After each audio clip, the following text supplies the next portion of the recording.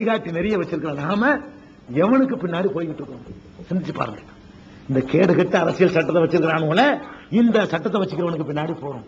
கூத்தாடிகளுக்கு ரசிகர் மன்றம் முஸ்லீம்னு சொல்லி நபிகள் நாயகம் ஸல்லல்லாஹு அலைஹி வஸல்லத்தை தலைவரா பெற்றிருக்கக்கூடிய ஒரு சமுதாயத்தில் உள்ளவன் யாருக்கு ரசிகர் மன்றம்? உடல் மண்ணுக்கு உயிர் ரஜினிக்குங்கிறான். போஸ்டர் அடிக்கிறாங்க, சபத்துல எழுதுறான் உடல் மண்ணுக்கான், உயிர் யாருக்கான்? ரஜினிக்கு. ஏன் ரஜினி வாப்பாவா? என்னடா உடல் மண்ணுக்கு உயிர் ரஜினிக்குங்கிறியா? யார் ரஜினிங்கிறவன்? யாரு?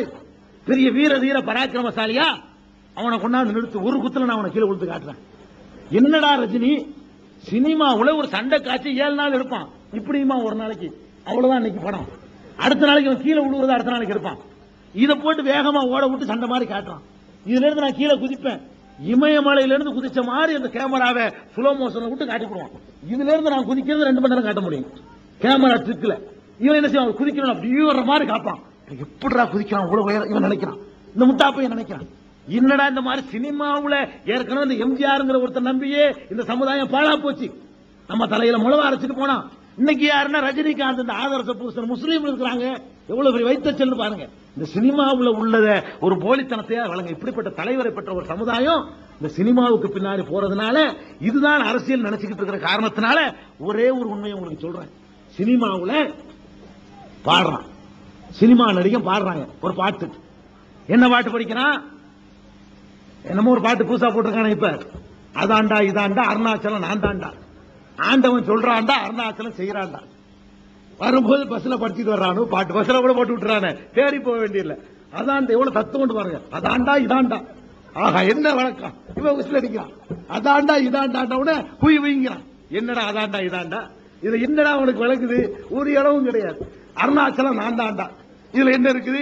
நானும் சொல்லுவேன் ஜெயலலிதாவும் தான் தாண்டா. என்னடா ஒவ்வொருத்தரும் சொல்றது, ஒவ்வொருத்தரும் அவன் பேரை சொல்லிக்கிட்டு இருக்கிறாங்க.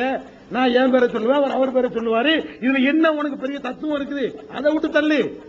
இந்த விஷயத்தை கூட அவன் சொந்தமா சொல்றானா? அதுதான் நான் கேட்கிறேன். பாயிண்ட் என்ன? இந்த அதாண்டா இதாண்டாண்டு எழுதுனதே வேற ஆளு, அது கூட இவன் சொந்த சரக்கு இல்ல. அதை எழுதுனவன் ஒருத்தன். அந்த அதாண்டா இதாண்டாண்டு ராகத்தை கொடுத்திருக்கிறான அவன் வேற ஒருத்தன். இத குரல் கொடுக்கிறான், அதாச்சும் இவனுக்கு சொந்தமா? இவன் வாய வாய அசைக்குவான், இன்னொருத்த படிப்பான். இந்த அதாண்டா இதாண்டாங்கிறது பாலசுப்ரமணியமோ சவுந்தரராஜனோ படிப்பான், இவன் வாய வாய அசைக்குவான். இந்த வாய வாய அசைக்கிற இந்த ஊமை தத்துவத்துக்கு தான் இவன் வந்து கையை தட்டுறான. எவ்வளவு பெரிய பைத்தியக்காரத்தனம், எவ்வளவு பெரிய முட்டாளா நீ வந்து உன்னை ஆக்கி வச்சிருக்கிறானோ அவ்வளவு போய் இங்க நடந்து போய் ஜீப்பு பிடிப்பான். பிடிச்சு காட்ட சொல்லு, வாழ்க்கையில பிடிச்சு காட்ட சொல்லு. இவரு எல்லா எத்தனையோ திருட்டு கும்பல படிப்பாரு, கொள்ள கும்பல படிப்பாரு. வீட்டுல வேட்டு விட்டு போயிட்டான். ரஜினி வீட்டுல திருட்டு, மதுரையில போஸ்ட் அடிக்கிறான், ஆண்டவன் ரஜினி வீட்டில் திருட்டா. ரஜினி ரசிகர்களுக்கு ஆண்டவனா? ஆண்டவன் ரஜினி வீட்டில் திருட்டா போஸ்ட் அடிக்கிறான். வீட்டுக்குள்ள உட்கார்ந்து வேட்டு விட்டு போயிட்டான். அவனை கண்டுபிடிக்க வக்கீல்ல. இவர் பெரிய புலனாய்வாளர் நினைச்சுக்கிட்டு இருக்கான். சொந்த வீட்டுல உள்ள திருட்டை தடுக்க முடியல. அல்லாஹ்வுடைய தூதர் நபிகள் நாயகம் ஸல்லல்லாஹு அலைஹி வஸல்லம் வீரமா வந்து பார், மாபெரும் புரட்சி செய்த நபிகள் நாயகம் ஸல்லல்லாஹு அலைஹி வஸல்லம் தன்னந்தனியா களத்துல போய் வாழ ஏந்தி நின்று போர் செஞ்சாங்க. பல்லு உடைக்கப்பட்டார்கள், பெரும் போர் தளபதியாக திகழ்ந்தார்கள். மதீனாவுல ஒரு நாள் பீதி இருக்கும் பொழுது நள்ளிரவுல தன்னந்தனியாக போர் மேகம் சூழ்ந்து இருக்குது. குதிரையில ஏறி உட்கார்ந்துகிட்டு தனியா மதீனாவுடைய எல்லை வரைக்கும் போய் பார்த்துட்டு வர்றாங்க. இது வீரம். அந்த ரஜினி இங்க வர சொல்லி பார்ப்போம், போயஸ் கார்டனை தாண்டி இந்த தொண்டிக்குள்ள வர சொல்லி பார்ப்போம். இவன் மக்களை சந்திக்கிறதுக்கு பயந்துட்டு அமெரிக்காவுக்கு போனான், மொட்டடிக்கு அமெரிக்காவுக்கு போனான். ரஜினியைத்தான் சொல்லிட்டு விளங்காதீங்க, எல்லா அயோக்கி எல்லா பையன் அயோக்கிய பையன் சினிமாவில் இருக்கிறவன். இவனுக்கு ரசிகன். எவ்வளவு பெரிய தலைவர், ஒழுக்கமா வீரமா பண்பாடா இந்த வாரி வாரி வழங்குற வள்ளல் தன்மையா? பேப்பர் காணலாம் பாத்தீங்களா? வெள்ள நிவாரணத்துக்கு ரஜினி 20 லட்சம். வள்ளல் தன்மை. ஏண்டா வெள்ளம் நேத்தா ஏற்பட்டுச்சு? வெள்ளம் ஏற்பட்டு எப்ப? 1996 வெள்ளம் ஏற்படுது. அது ஏற்பட்டு 7 மாசம் ஆச்சு. நாட்டு மக்கள் சோத்துக்கு லாட்டரி அடிச்சுக்கிட்டு இருந்தான். அப்போலாம் வெள்ளம் இருக்கு தெரியல வள்ளலுக்கு. இவனை வள்ளலா காட்டுறான் பாருங்க, எவ்வளவு அயோக்கியத்தனம் பாருங்க. மக்களை ஏமாத்துறாண்டு. சோத்துக்கு வழி இல்லாம அவன் ரோட்ல உட்கார்ந்துகிட்டு இருக்கான். குடிசையை விட்டு புயல் பாதுகாப்பு மையத்தில் கொண்டு வச்சிருக்கான். பள்ளிவாசல்லையும் பள்ளிக்கூடங்களையும் கஞ்சி காய்ச்சி ஊத்திக்கிட்டு இருந்தான். போத்திக்கிறதுக்கு போர்வை இல்ல.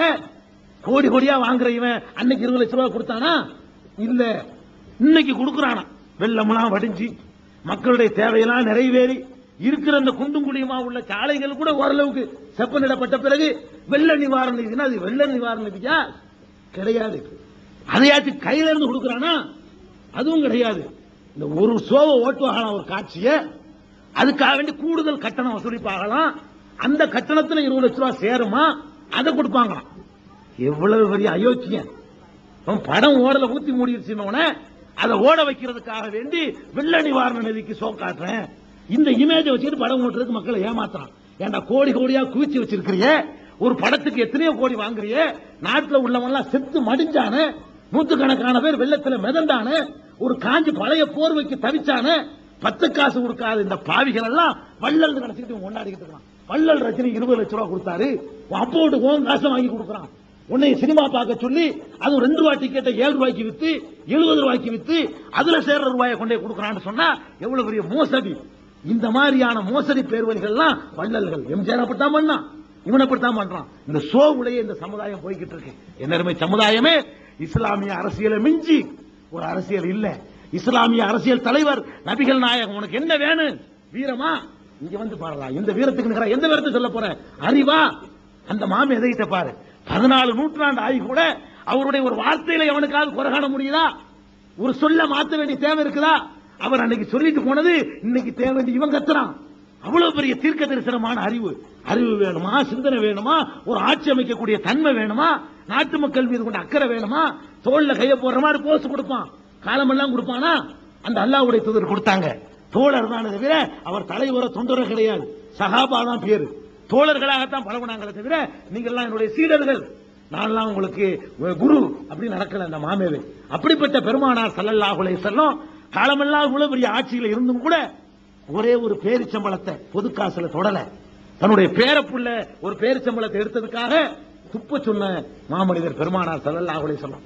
ஒரே ஒரு பேரிச்சம்பளம்ங்க இந்த ஜக்காத்து பணத்தில் குவிஞ்சு கிடக்குது, அதை எடுக்கிறார் அந்த பேரப்புள்ள ஹுசைன். துப்பு, இது நமக்கு ஹலால் இல்லை, ஏழைகளுக்கு சொந்தமானது, இதை நம்ம தொடக்கூடாதுன்னு சொல்லி இப்படி ஒரு வாழ்க்கை நெறி ஏற்படுத்தினது. உலகம் அழிகிற காலம் வரைக்கும் என்னுடைய சந்ததியினர்கள் பைத்துல் மால் என்ற பொது நிதியிலிருந்து, ஜக்காத் நிதியிலிருந்து ஒரு பைசாவையும் தொடக்கூடாதுன்னு சொல்லி தன் சந்ததிகளை பூரா தெருவில் விட்டுட்டு போனாங்க. தன்னுடைய சந்ததிகள் என்ற ஒரே காரணத்திற்காக ஜக்காத் வாங்கக்கூடாதுன்னு சொல்லிட்டு போனாங்களே, இவெல்லாம் யாரு? சந்ததிக்காக அரண்மனை மாறி வீடு, உள்ள நுழைய முடியாது, கூர்க்காவும் நாய்க்கு கொடுக்கிறான், அவ்வளவு உயர்ந்த சாப்பாடுகள். இந்த மாதிரி இருக்கக்கூடிய வெறும் கயிற்று கட்டல படுக்க, வீட்டுல விளக்கு இல்ல, 10க்கு 10 கூட அந்த அறை இல்ல, அதுக்குள்ளதான் குடும்ப வாழ்க்கை. இப்படிப்பட்ட ஒரு எளிமையான, தூய்மையான, அதே நேரத்தில் தைரியமான, வீரமான எந்த துறை எதுக்கும் பணத்துக்கு மயங்காத.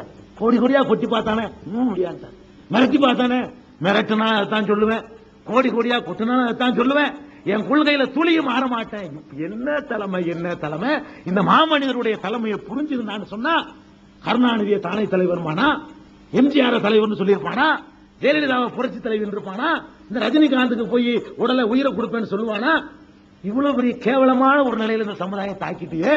உன் சட்டத்தை சொல்லி அவனை இழுக்க வேண்டிய நீ அவனுக்கு பின்னாடி ஓடிக்கிட்டு இருக்கிறிய. இந்த குப்பையான சட்டங்களின் பின்னாடி உன்னை இழுத்து போய் கொண்டிருக்கிறான சிந்திச்சு பார்க்க மாட்டாயா? அவர்களை உன் பக்கம் இழுக்க மாட்டாயா? கருணாநிதி இங்க கூப்பிடு, இங்க வா தலைவன், நானே இங்க வா, இந்த தலைவர் வழி, இந்த தலைவருக்கு பின்னாடி வர ரெடியா இருக்கிறான்னு கேளு. இந்த தலைவர்கிட்ட என்னடா குறை கண்டீங்க? இந்த தலைவர் மாதிரி ஒரு தலைவரை உலக வரலாற்றில் காட்டுங்கிறான்னு சவால் விடு. அப்படிப்பட்ட எதுலையும் போடி கிடையாது, எல்லாம் ஒரிஜினல். இவன் அரசாங்கத்துக்கு கொடுக்கிற வரி பணத்தை ஏமாத்துறான். எல்லா நடிகர்களுக்கும் அரசாங்கத்துக்கு வரி பாக்கி இருக்குது, எவனும் மிச்சம் கிடையாது. இந்த வரி பாக்கினா யாருடைய சொத்து? நம்ம சொத்து. அரசாங்கத்துக்கு செலுத்த வேண்டிய வரி ஏழைகளுக்கு உள்ளதானுங்க. இந்த ஏழை மக்களுக்குள்ள வரி சொத்தையே திங்கக்கூடியவன் எல்லாம் உங்களுக்கு ஹீரோவாக, வீரனாக, பெரிய வாரி வழங்குற வள்ளலாக, பெண்களை எப்படித்தான் காப்பாற்றுவானோ சுபஹானல்லாஹ். ஒரு பொம்பளை போவா, திடீர்னு வந்து குதிப்பாங்க. அது எப்ப குதிப்பான்? ஜாக்கெட் கிழிக்கிற வரைக்கும் குதிக்க மாட்டான். என்னடா எத்தனை வருஷமாடா இதை சொல்லி ஏமாத்திட்டு இருப்ப? இதான கதை. நீ சினிமா அலைகிறியே, இந்த ஒரு கதையை விட்டா வேற கதை இருக்குதா? இதே மாதிரி தான் வர்ற விதம் வேண்டாம், கைத்த பிடிச்சிக்கிட்டு இறங்குவாரு. இப்ப மோட்டர் பைக்கில் வந்து இறங்குவாரு, அவ்வளவுதான். ஆள விழுந்து கரெக்டா தொங்கும். இங்க இருந்து பிடிச்சாருன்னா அங்க வந்து குதிப்பாரு எம்ஜிஆர். இவர் என்ன செய்வார்னா மோட்டர் பைக்கிலும் டக்குன்னு நிற்பாரு. எப்ப நிற்பாரு?